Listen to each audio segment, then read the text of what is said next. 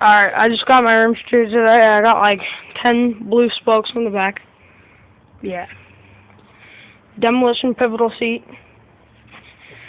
Electric line, shadow, conspiracy, pivotal seat post.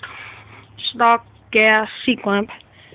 I got some spare bars. I snapped my other ones.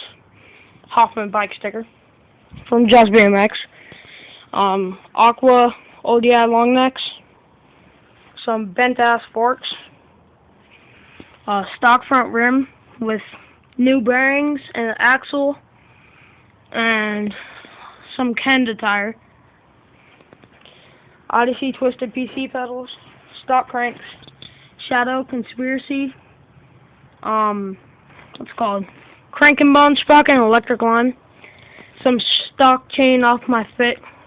That's about it. I'm getting sealed bottom brackets and some some bigger bars, and then a brake cable. I'm gonna get the Odyssey Evolver brake calipers or whatever, and use that brake cable. And then the Odyssey mono lever. That was my bike check, so peace. Boom, boom.